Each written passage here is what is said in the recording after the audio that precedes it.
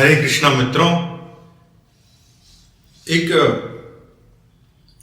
बहुत ही महत्वपूर्ण सवाल है जो आजकल यंगस्टर्स के दिमाग में आता है। वो सवाल ये है कि क्या हमें राम मंदिर बनाना चाहिए? क्या राम मंदिर बनाने से देश की समस्याएं हल हो सकती हैं? क्या उसको इतना महत्व दिया जाना चाहिए?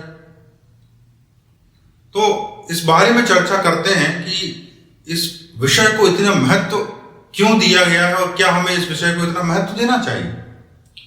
राम मंदिर केवल एक मंदिर नहीं है। राम मंदिर भारत की अस्मिता का प्रतीक क्यों है या भारत के लिए इतना महत्वपूर्ण क्यों है? तो इसके सवाल के जवाब में हम जाते हैं कि राम केवल एक व्यक्ति नहीं है, राम एक विचारधारा भी है, राम एक संस्कृति के ध्वजवाहक भी हैं, एक प्रतीक है। और ये वो प्रतीक है जो आपको निर्देशित करता है, जो आपको बताता है कि आपको जीवन कैसे जीना है। तो जो लोग कहते हैं कि राम मंदिर से जीवन की समस्याओं का हल हो जाएगा, उनके लिए जवाब है कि राम मंदिर से जीवन की समस्याओं का हल हो जाएगा। और वो ऐसे हो जाएगा क्योंकि जैसे मान लीजिए कि आपके जीवन में किसी भी क्षेत्र में समस्या है, मान लीजिए कि आप बेरोजगार हैं, मान लीजिए कि आप जो है पर्यावरण से चिंतित हैं, मान लीजिए आप शिक्षा के घटते हुए स्तर से चिंतित हैं, मान लीजिए कि आपके जीवन में दुष्चरित्र, राजनीति की समस्याएं आपके लिए बहुत महत्वपूर्ण है। तो ये सारी समस्याएं क्यों हैं? क्योंकि आपके जीवन में राम का महत्व घट गया। अब आपके जीवन में राम एक प्रतीक बन गए हैं, राम एक व्यवस्था में का हर हिस्सा भर बन गए हैं। राम का जो मूल्य होना चाहिए था आपके जीवन में, राम का जो स्थान होना चाहिए था आपके हृदय में, वो नहीं है आपके, मेरे या पूरे के पूरे समाज के। और ये जो मूल्य ना होना, ये जो अर्थ की कमी होना, यहां से सब समस्याएं धीरे धीरे शुरू होती। तो आपको यदि प्रश्न उठता है कि राम का तो मूल्य ही नहीं है, तो आप देखें कि राम का कैसे कैसे मूल्य है।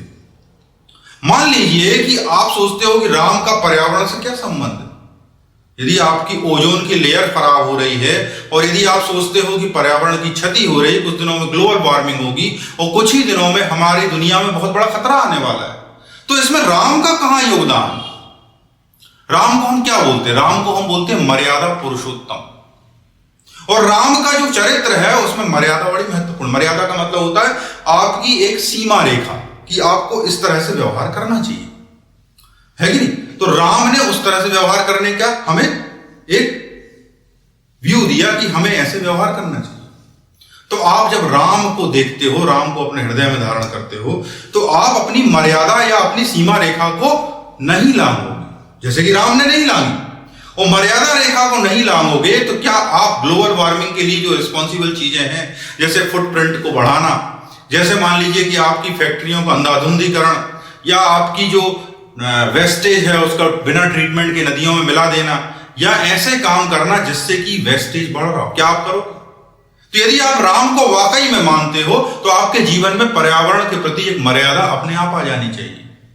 आप इलेक्ट्रिसिटी को वेस्ट नहीं करोगे, आप अपने घर की बत्तियों को फिजूल नहीं जलाओगे, आप अपने जीवन के संसाधनों को व्यर्थ उपयोग नहीं करोगे।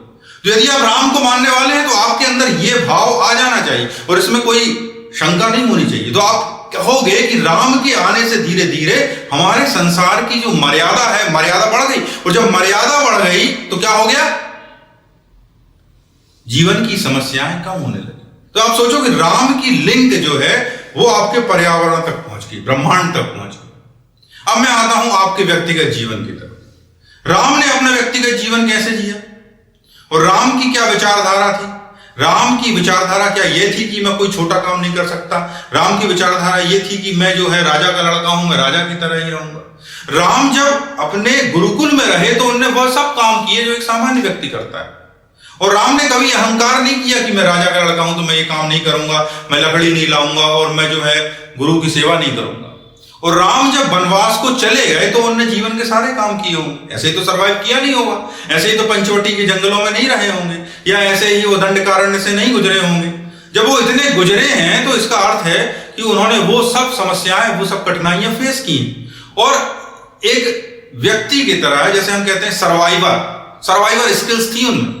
राम के अंदर असीमित सर्वाइवर स्किल थी, तभी तो वो व्यक्ति 13 साल दंडकारण्य से गुजरते हैं, और उसके बाद भी अपने आप को बचा लेते हैं। इसको बोलते हैं ना, जैसे डिस्कवरी चैनल पे एक सर्वाइवर स्किल्स का एक प्रोग्राम आता है कि एक बंदा है जिसको कुछ भी नहीं होता है उसके पास, और जो है जंगल में चला जाता है और वो वहीं रहने वाली चीजों को यूज करता है, उन्हीं संसाधनों से, उन्हीं लोगों से मिलता है। तो राम की अब जीवन शैली देखिए, राम मिलते हैं सुग्रीव से, राम मिलते हैं भिन्न भिन्न ऋषियों से, और ये वो लोग हैं जो उन घने वनों में निवास करते हैं, और इन लोगों से वो ना केवल कुछ लर्न करते हैं, जैसे मान लीजिए किसी ऋषि के पास जा रहे हैं तो कुछ लर्न करते हैं, उनसे कुछ सीखते हैं, एक्सट्रैक्ट करते हैं, और फिर उन स्किल्स को यूज करते हैं। खरदूषण का वध करते हैं, ताड़का का वध करते हैं, और रास्ते में कितने राक्षस आए उनका वध करते हैं। और इन सब वध का कारण क्या था? क्योंकि राम जो है उनके अंदर वो फाइटिंग स्किल थी, वो फाइटर थे, वॉरियर थे। तो आप बेरोजगार हो, मैं आपकी तुलना गलत कर रहा हूं, आपके अंदर ऐसी स्किल्स हैं जो सर्वाइवर स्किल्स हैं। आप उन सर्वाइवल स्किल्स को राम में देखिए कि राम ने कठिन कठिन चुनौतियों के सामने कैसे किया। अब आप सर्वाइवल के लिए लड़ रहे हो, आपके पास जीवन में उचित रोजगार नहीं है, आपके सामने समस्याएं हैं, और आप बार बार राम को देखते हो, राम के उस वॉरियर व्यक्तित्व को देखते हो कि कैसे उन्होंने खरदूषण का वध किया, कैसे उन्होंने रास्ते में आने वाली चुनौतियों का वध किया, कैसे वो मुनियों के सामने झुके। वो राजा थे, वो कैसे थे कि मैं विश्वामित्र ऋषि की बात नहीं सुनूंगा, मैं अगस्त ऋषि की बात नहीं सुनूंगा, मैं अनुसुईया माता से नहीं मिलूंगा, मैं जो है सुग्रीव से नहीं मिलूंगा, मैं तो रघुवंशी हूं और मैं ये छोटा काम कैसे कर सकता हूं। उन्होंने सोचा क्या? नहीं सोचा। जब उनके ऊपर चुनौती आ गई तो उन्होंने किसी को छोटा बड़ा नहीं समझा, जो भी अवसर था उसका उपयोग किया। और उनके पास क्या अवसर था कि जब वो वन से गुजर रहे हैं तो जो भी नॉलेज, जो भी स्किल उनको मिल सकती है वो स्किल एक्वायर कर, और जहां जहां वो उपयोग कर सकते थे उस स्किल का उपयोग कर लेते थे।